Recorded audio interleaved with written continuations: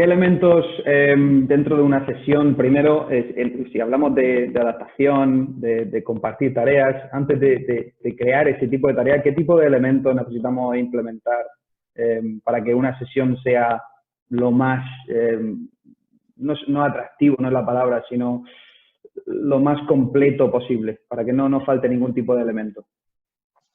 Bien, bueno, hay muchas estructuras de sesión que nos pueden ayudar, pero fundamentalmente yo suelo utilizar, sobre todo hasta la etapa Benjamín, fundamentalmente, esta estructura de sesión de Chernoy-Duret del año 95, porque lo que te hace es garantizar que la sesión va avanzando, va mejorando en especificidad y en globalidad. Y lo más importante es que se trabaje prácticamente un solo objetivo. Lo complicado de esto es que si tienes la sensación, un formador en Benjamín o en prebenjamín o en debutante, bueno, ya debutante ya sería un exceso ya increíble, sería una pérdida de papeles absoluta, pero no sé, a veces hay contextos tan extraños en fútbol que puede suceder. Si realmente yo no tengo el resultadismo obsesivo en mente, yo puedo dedicar perfectamente una sesión completa a trabajar un solo objetivo, que puede ser el aprovechamiento de la superioridad numérica, el 2 contra 1, que puede ser perfectamente la capacidad de filtrar pases interiores, la capacidad de orientar los controles, el remate de cabeza o la finalización en un contexto determinado. Una clase, una sesión entera sobre esto. Entonces, yo empiezo trabajando el niño y su cuerpo, empiezo trabajando un juego motriz con características similares al objetivo planteado y ahí le dedico bastante tiempo, lúdico, jugando. Directamente están jugando en estas categorías. Luego pasamos al niño del balón, donde ahora voy a poner alguna tarea, alguna cuña que tiene que ver exactamente con lo que quiero, con tareas muy simplificadas, donde dejo el contexto, el escenario de aprendizaje, dejo, por ejemplo, el 2 contra 1, que es el ejemplo que voy a poner ahora, lo dejo en los huesos. ¿Qué hace falta para dejar en los huesos, por ejemplo, el 2 contra 1? Pues hace falta 2 jugadores ofensivos y 1 defensivo. Y luego ya marcar los espacios, las zonas. ¿Puedo añadir finalización o no? ¿Es conveniente añadir finalización? Sí, por el aspecto motivante, porque el alumno quiere progresar porque quiere finalizar. Además, le estamos contextualizando el juego. Conforme van pasando las tareas, voy añadiendo luego adversarios y compañeros. Voy generando situaciones con mayor complejidad, con más elementos, pero que yo ya sé cómo se resuelven en el capítulo anterior, el niño y el balón. Y por último, meto esa píldora, meto eso exactamente en el juego de una forma más global. En un partido condicionado, reduciendo el número de participantes y aumentando los espacios, si es posible, claro, por la problemática que hemos comentado antes. Realmente, ¿dónde quiero que aparezca el 2 contra 1?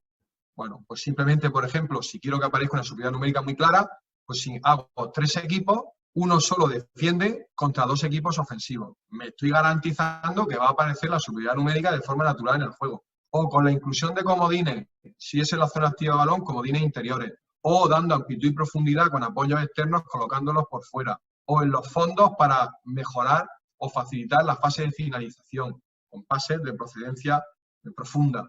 Bueno, hago lo que quiero, pero tengo muy claro el objetivo. El niño va a trabajar desde situaciones muy simples, muy reducidas, y eso lo va a ir ensamblando en el juego. Entonces, le queda muy claro para qué se utiliza. Si yo sé hacer un 2 contra 1, ¿le va a valer a un central para dividir a un extremo con su propio lateral? Claro, ¿le va a valer en una transición ofensiva cuando se produzca una recuperación y entonces se genere un 2 contra 1 con fijaciones en conducción? Claro, pero hasta esto hay que ponerlo en contexto. O sea, la prioridad para progresar, la forma más rápida de progresar es pasar. Incluso cuando estoy tratando de aprovechar la superioridad numérica del 2 contra 1, si en cualquier momento aparece un pase favorable, es decir, puedo relacionarme con un compañero que está más cerca de la meta rival y en un contexto favorable, desmarcado, yo no tengo que explotar la superioridad numérica, tengo que explotar el espacio, tengo que progresar.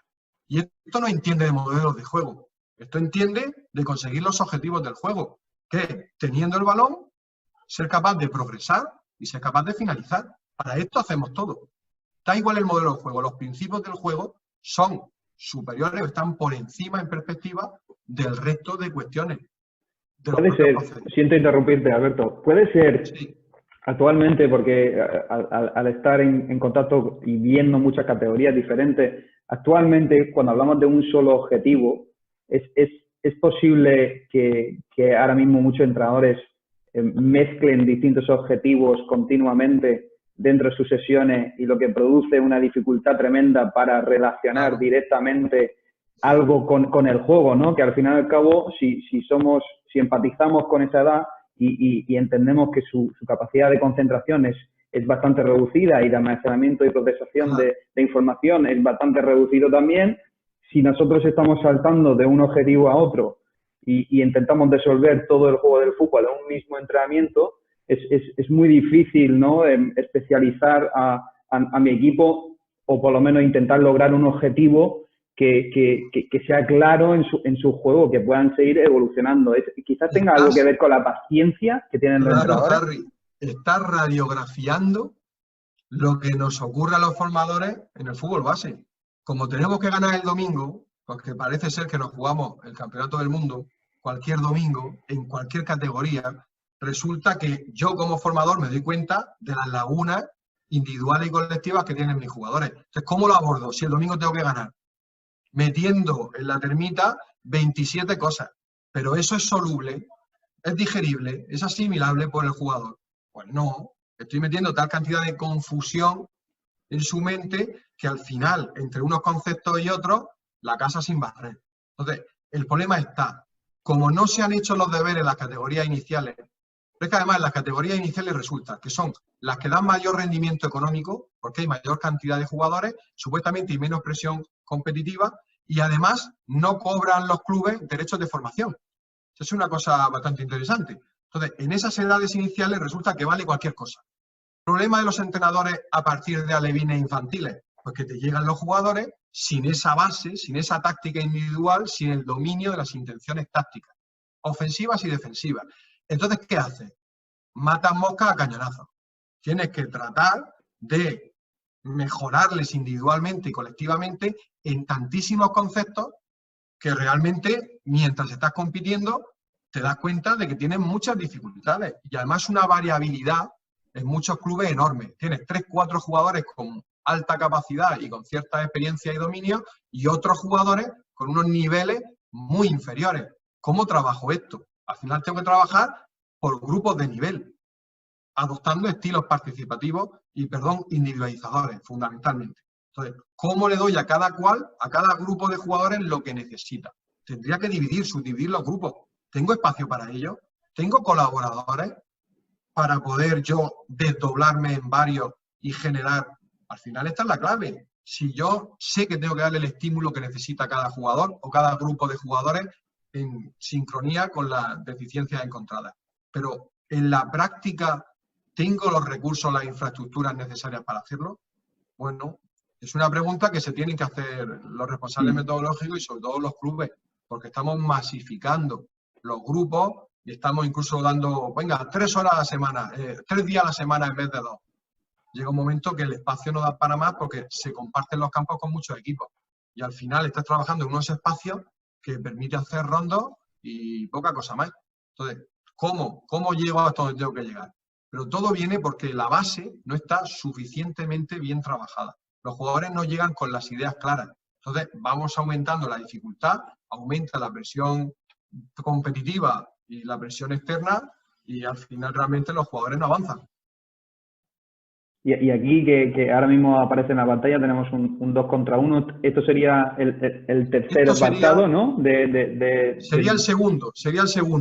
Recuerdo, el primero sería el niño y su cuerpo, juegos motrices adaptados. El segundo es el niño y el balón. Esto sería, en esta tarea, entiendo tu confusión por una cuestión muy sencilla. Eres muy inteligente, has visto adversarios y compañeros en el nivel 3. Aquí, como hay adversarios y compañeros, claro, pero es que el 2 contra 1 no puedes poner un cono para simular un defensor por la razón que te voy a dar a continuación.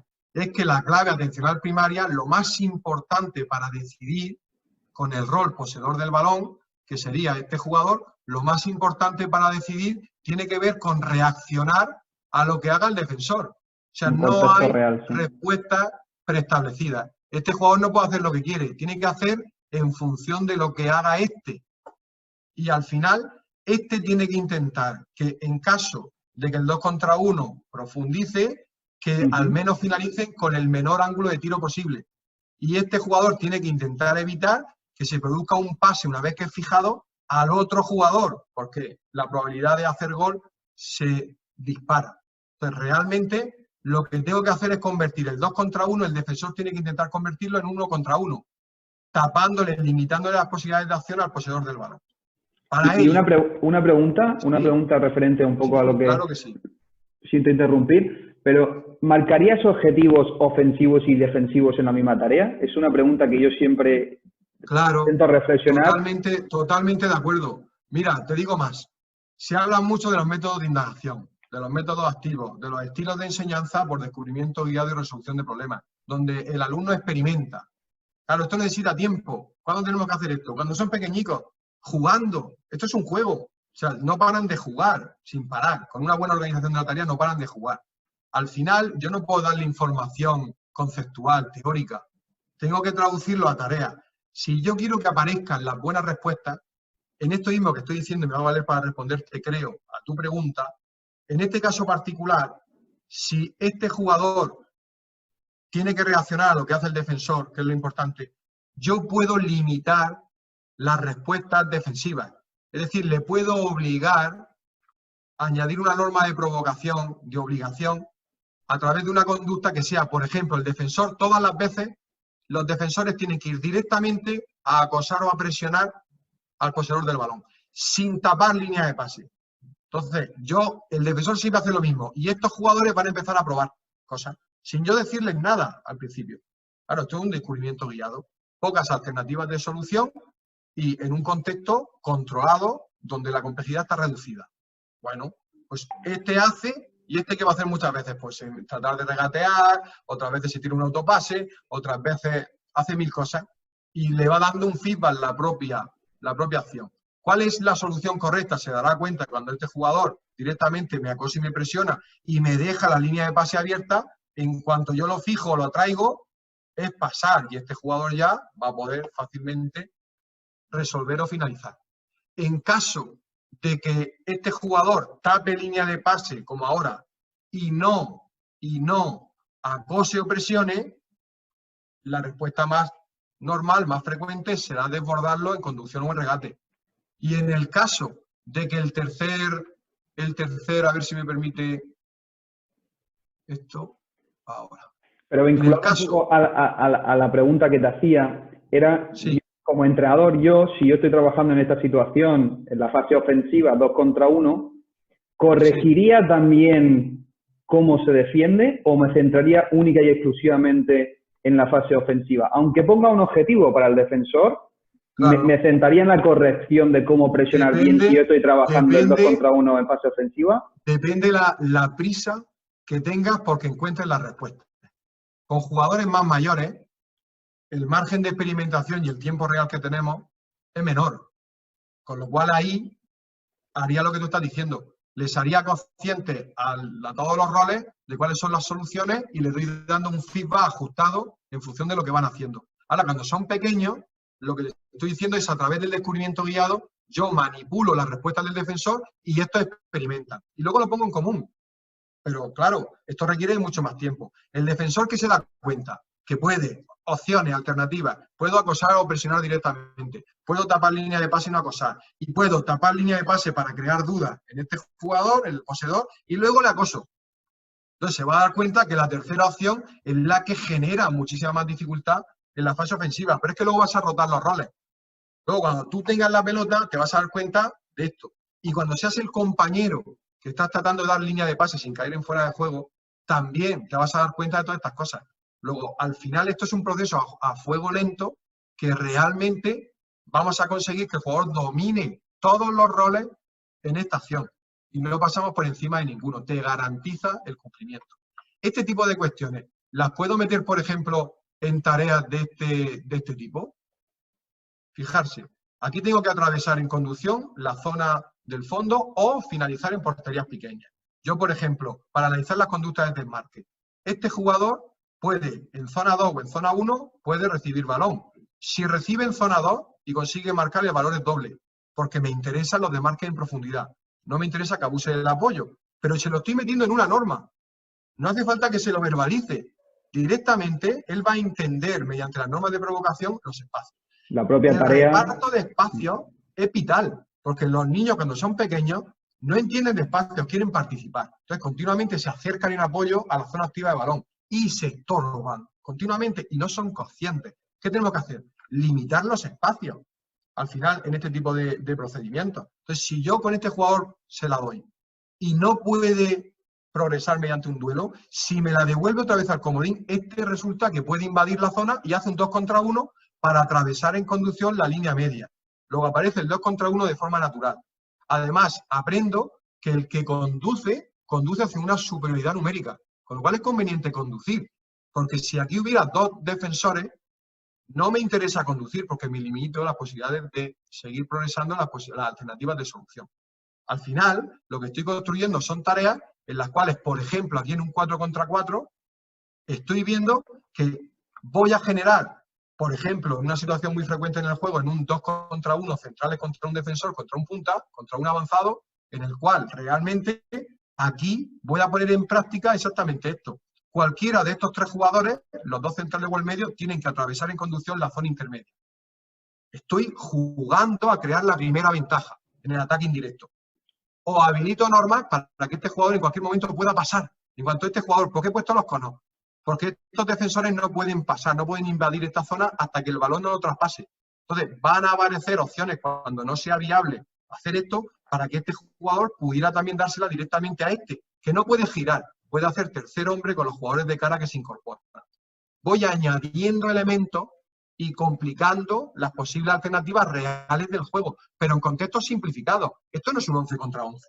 ¿Cuántas veces se repiten las conductas esperadas en un planteamiento, en un escenario de aprendizaje como este? 50 veces en 5 minutos. Ponte a ver cuántas veces divides o generas la primera ventaja en un partido real.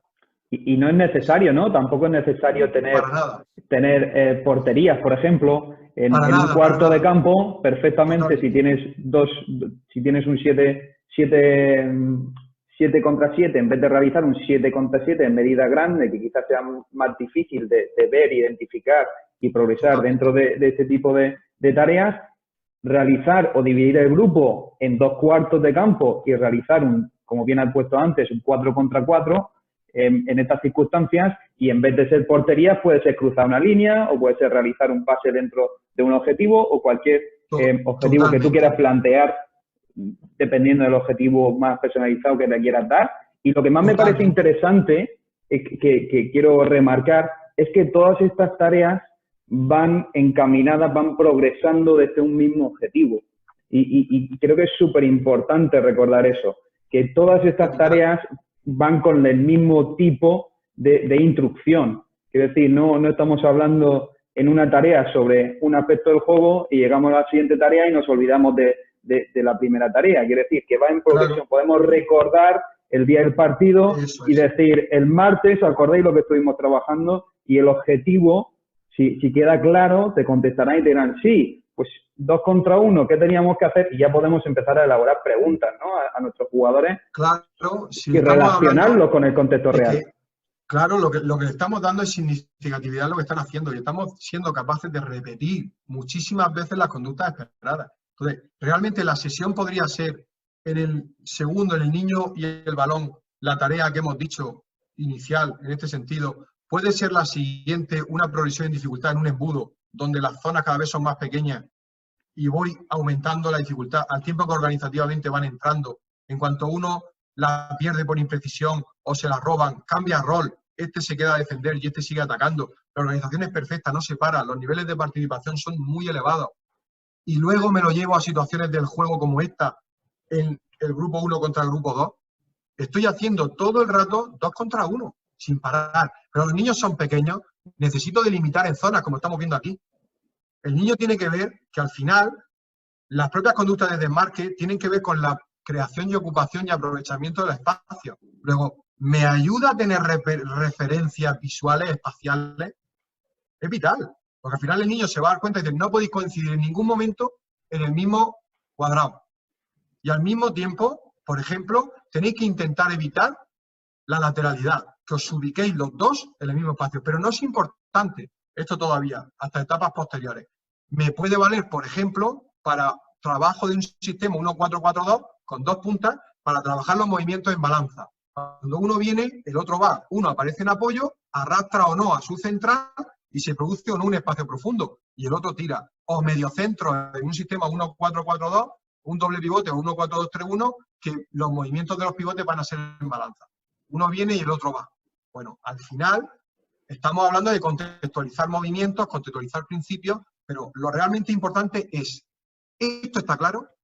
Si esto no está claro como el agua, si uno no domina esto, luego no lo va a poder transferir a otros contextos más amplios del juego. Y esto, en mi modesta opinión, es lo que no se hace con suficiente claridad. Y es lo que hace que nosotros, yo por ejemplo, estoy entrenando equipos sub-23, de los mejores jugadores sub-23 de la región. Y he visto jugadores con un potencial increíble que tácticamente no se sacaban partidos. Entonces, es una cosa absolutamente increíble que conceptos tan sencillos como estos puedan llegar jugadores con 19, 20, 22 años y no tenerlos claros todavía. Esto es muy grave, porque no van a llegar a su máximo potencial, a optimizarse, precisamente por la formación deficiente que han tenido. Y entrando un poco en una cuestión que quizás puedan plantear muchos entrenadores respecto a esta situación, que puede ser que el grupo, como hemos puesto al principio, el grupo puede ser de 15, 16 jugadores. ¿Qué consejos darías para poder implementar este tipo de tareas que son un poco de grupos reducidos, ¿no? ¿Dividirías el campo en más zonas? ¿Lo harías a lo grande? ¿Harías esperar a los jugadores? Yo lo que haría, Harry, fundamentalmente es intentar que la misma franja horaria esté en la mayor cantidad de jugadores de características parecidas, de edades y categorías parecidas. Porque a veces lo que hacemos son diferentes postas, por así decirlo, como si se tratara de un circuito. Entonces van pasando los jugadores por los espacios y no al contrario. Incluso con diferentes entrenadores. Si es que de ahí la sincronización de la metodología, al final, es que hasta para el conocimiento de los jugadores es buenísimo que todos los entrenadores trabajen asiduamente con los jugadores que están en su categoría o en las limítrofes, en las que obviamente están colindantes. Que al final y al cabo no hay problema, ¿no? Con que un jugador entrene con distintos entrenadores y con distintos jugadores del mismo club. Es que es absurdo. Al final y al cabo... El 2 contra 1 aquí, en Japón, en Australia y en Inglaterra, es idéntico. Todos los conceptos del juego, yo siempre lo digo, el juego ya está inventado. El juego está inventado. La cuestión es cómo transmitirlo, cómo transferirlo para que el jugador crezca, obviamente, con una mente sana y bien estructurada. Claro, pero sería interesante. Las respuestas del juego ya se saben y los entrenadores tenemos que compartirlas y tenemos que diseñar de la mano para ir en la misma línea y todo el mundo darle, obviamente, unos feedback que vayan en la dirección adecuada, porque esta es otra. Esto es lo más importante al final. ¿Qué nos dice el conocimiento del funcionamiento, del procesamiento y la información cerebral? ¿Qué nos dice la psicología cognitiva en los últimos años que se ha avanzado muchísimo? Que los jugadores solamente aprenden cuando llevan a cabo la toma de decisiones, cuando lo manifiestan en la práctica. Luego, me ayuda a hacer charlas con pizarra, vídeos explicativos, el videofeedback, cuestionamientos que se vean cómo hacen las cosas. Sí, ayuda a vertebrar, a entender el conocimiento del juego, pero no a la toma de decisiones. Eso al final le va a generar al jugador ciertas alternativas que poder probar en la práctica. Pero al final la clave es que tome las buenas decisiones en el campo y que el entrenador, a través del diseño de tareas, es decir, tareas muy simplificadas, donde el propio jugador se da cuenta de que ha hecho lo que tenía que hacer, o mediante el feedback, en ese momento tenemos que hacer una fiesta porque realmente ha tomado una buena decisión, aunque luego se equivoque en la ejecución. Lo ha hecho todo bien, ha traído bien, lo ha fijado, da el pase en el momento oportuno, vale, luego se le ha ido un poco largo el pase, pero yo te aplaudo la toma de decisiones y te digo que en la ejecución tienes que ser más preciso, orientarlo adecuadamente, darle con la fuerza justa, luego ya, entre comillas, lo ajusto. Pero la clave está que el jugador entiende el juego o no lo entiende y luego que sea capaz, mediante la pericia deportiva, de ejecutar las buenas decisiones. Pero lo que nos dice la neurociencia es que cada vez que tomamos una decisión, nuestro cerebro de forma inconsciente, de forma absolutamente automática, va a tirar de aquellas decisiones que yo he adoptado en el pasado y he creído que eran exitosas.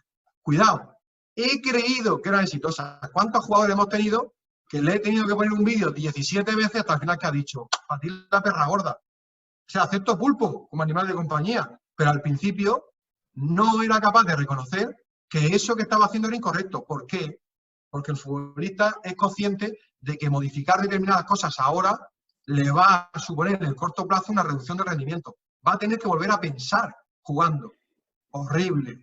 Pero es que si quieres ser eficaz hay que hacer esto. ¿Pero cómo? A base de tareas, no a base de verbalizaciones. Luego tenemos que cogerlo por separado y para eso está la famosa tecnicactificación de los viernes. No como un recreo, sino para ir a las lagunas o aquello que podemos potenciar de forma individualizada. Lo que estamos diciendo, mucho espacio, pocos jugadores. Hace falta la tactificación, que está dentro de la tecnificación, dentro de la tactificación, como el comer, pero con objetivos muy claros, con un buen establecimiento de objetivos y con mucha claridad. Era curioso, ¿no?, lo que acabas de decir sobre la técnica de tecnificación, que hace muy poquito, antes de esta situación en la que estamos ahora, estaba haciendo un grupo de tecnificación y al fin y al cabo lo que me daba cuenta es que hacían más tecnificación en las sesiones que estaban realizando con sus entrenadores, que al final lo invertí y me centré más en este tipo de tareas. Y al final de la tecnificación, pues lo hicimos generalizado y empezamos a indagar en este tipo de situaciones, ya que tenía unas instalaciones magníficas y un grupo reducido de entre 6 y 8 jugadores, la cual podíamos durante 1 hora y cuarto centrarnos con un espacio muy bueno, en unas condiciones espectaculares, en este tipo de situaciones que no podían o sentían que no existía dentro de sus sesiones semanales, ¿no? Claro. Y entrando antes de entrar en el siguiente tema, ahí parece que quieres añadir algo más con esta imagen. Simplemente. Es fíjate, que nos podemos meter aquí hasta una profundidad extrema. Esto es una tarea en los huesos para la segunda parte de la sesión para niños, hasta la etapa Benjamín, para las conductas de desmarque, para la intención táctica ofensiva del desmarque. Fíjate qué tarea más sencilla. Pero, ¿para qué quiero trabajar 4 contra 4, 6 contra 6, si un jugador en un espacio interior de 1 contra 1 no es capaz de ser eficiente en las conductas de desmarque? Y no lo son. Pero es que no lo son jugadores con 20 años. Yo he tenido extremos en banda mal orientados, mal perfilados, que están mirando, por ejemplo, al lateral cuando tiene la pelota, sin ver, mediante una orientación corporal adecuada, el espacio de progresión, para poder sincronizar su movimiento o no con sus compañeros. Que de esta situación, ¿a qué se pasa? Se pasa a esta. Pero ¿para qué quiero hacer el 2 contra 2 si no hago esta?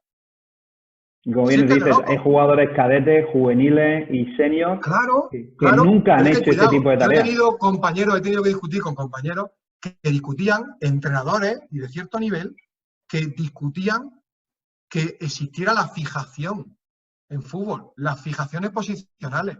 Digo, acaba y vámonos. O sea, en este contexto, ¿cómo no van a existir las fijaciones? Por el amor de Dios, en este caso particular, si este jugador, su ubicación hace que este jugador se fije y se cree un espacio a la espalda que puede ser explotado por otro, este jugador lo mejor que puede hacer, la toma de decisiones adecuadas, es estarse quieto. O en su defecto, incluso ampliar el intervalo mediante un pequeño desmarque de apoyo. Porque este jugador, además, si lo llevo en contramovimiento, cuando el balón vaya al espacio, le va a costar mucho más hacer la ayuda defensiva posterior. Claro. Reconocer que mi acción interfiere en el juego indirectamente en vez de activamente. Claro, pero esta es la segunda etapa. La primera etapa es que la clave atencional de desmarque importante, la primera de ellas, cuando soy el receptor, es qué hace el defensor. Es intervenir, afectar, influenciar al defensor. Y yo lo voy a hacer oscureciendo la marca, poniéndome fuera de su campo de visión, tratando de que cuando está mirando balón ya a mí, cuando no me ve, tratando de sorprender con los desmarques. Puedo ganarle la espalda, puedo tirar un desmarque en profundidad, o puedo influir en él para que se mueva, para que no le gane la espalda, y cuando se esté moviendo hacia atrás, resulta que entonces vengo en apoyo. Y si arranca muy fuerte en apoyo y este tiene tiempo porque está desmarcado, resulta que entonces le puedo tirar otro contramovimiento a la espalda y ya le fracturo la cadera. Bueno, todo este tipo de cuestiones las tienen que experimentar los jugadores mediante un juego con o sin balón de forma continua. Cambios de dirección, cambios de ritmo, ¿Y si soy un poco lento? ¿Puedo, sin que me vea oscureciendo la marca previamente, puedo contactar físicamente con él para ganar el espacio? Hay jugadores que no son muy rápidos, pero son muy fuertes. Al final, ¿qué prueban? En función de sus características, cómo ganar espacio. Y además, si recibo en zona 2, mejor. Gano la profundidad. Bueno, todo este tipo de cuestiones al final te llevan a una progresión. Por ejemplo, ya tengo el 2 contra 2. Ahora quiero que la segunda clave atencional, que es el contexto del pasador, pueda tener o no un jugador tapando una línea de pase, una zona prohibida. Bueno, otra progresión en dificultad. Simplemente este tipo de... Y remarcar lo último que has dicho, nosotros estamos cambiando de una tarea a otra. Es fundamental que también las tareas vayan en dificultad, en progresión de dificultad. No empecemos con una de las tareas más complejas y luego metemos una tarea que es súper sencilla, luego metemos otra tarea que no tiene nada que ver con el anterior, porque al final al cabo, como bien has dicho antes, confundimos al futbolista y llegada al fin de semana es muy difícil relacionar lo que ha hecho durante el fin de semana con lo que se va a afrontar en ese partido. Totalmente de acuerdo. Y entrando en un poco, todas estas tareas son de grupos mayormente reducidos, ¿no? Y como bien has dicho antes, normalmente en las etapas de formación, pre-Benjamín, Benjamín, alevines, actualmente en nuestra región, estos últimos años, en algunas de las edades tempranas, se ha llegado a jugar 8 contra 8, 9 contra 9. ¿Qué opinión tienes al respecto a nivel de participación y desarrollo del jugador? Estas cantidades de jugadores 9 contra 9 en una etapa tan sensible o tan inicial, ¿es positivo? ¿Crees que va a haber algún cambio en el futuro?